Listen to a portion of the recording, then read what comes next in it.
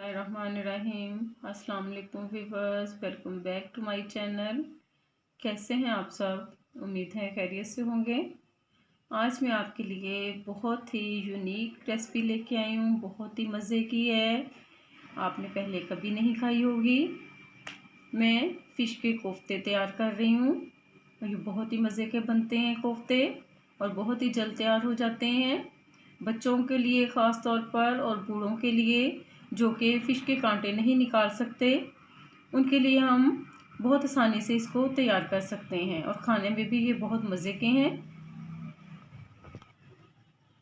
अगर आप मेरे चैनल पर नए हैं तो सबसे पहले आप मेरे चैनल को सब्सक्राइब कर लें ताकि मेरी अगली आने वाली हर नोटिफिकेशन सबसे पहले आप तक पहुंच सके। चलिए अब हम इसे बनाना स्टार्ट करते हैं। व्यूअर्स देखें, ये मैंने 1.5 पाव फ़िश ली है। ये छोटे पीस हैं, आप बड़े पीस भी ले सकते हैं और आप कांटों के बगैर भी फ़िश ले सकते हैं। इनको हमने आधा गिलास पानी का डाल के तो थोड़ा सा इसको बस जोश दिलवाया है पानी के अंदर ताकि हम इसके कांटे निकाल सकें। इसके बाद हम इसके कोफ्ते तैयार करते हैं। जी व्यूअर्स देखें, ये फ़िश के मैंने कांटे निकाल के इसको मैंने चॉप कर लिया है। देखिए इस तरह आपने कीमे की तरह इसको कर लेना है, इसका कीमा बन जाए। अब मैं इसके कोफ्ते तैयार करती हूँ। इसके अंदर हमें किन चीज़ों की ज़रूरत है तो हम डालते हैं इसके अंदर। ये मैंने 1/4 टीस्पून तकरीबन लिया है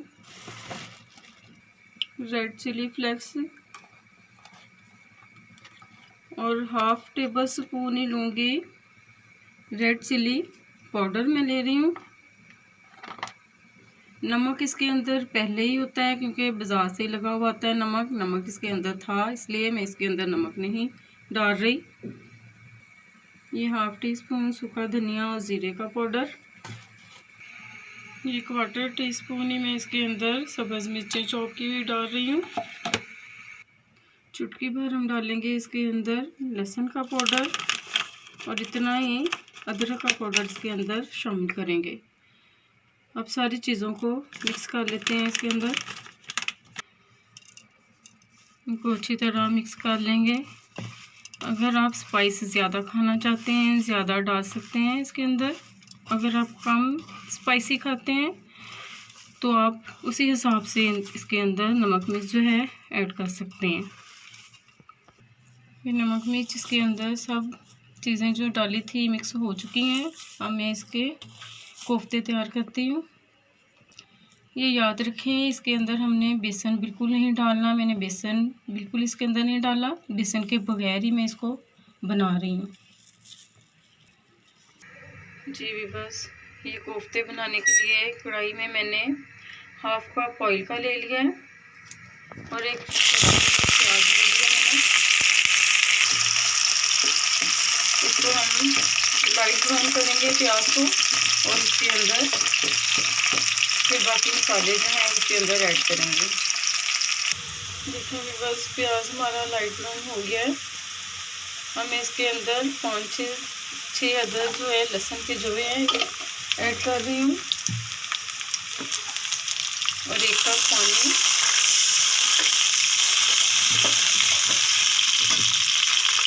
क्वार्टर टीस्पून अदरक का पेस्ट और 1/4 टीस्पून सब्ज़ मिर्च चॉप की हुई और नमक हस्बे जायका इसके अंदर डालेंगे और 1/4 टीस्पून हल्दी, 1/4 टीस्पून ही रेड मिर्चें पिसी हुई पाउडर जो है मिर्चों का वो इसके अंदर ऐड करेंगे।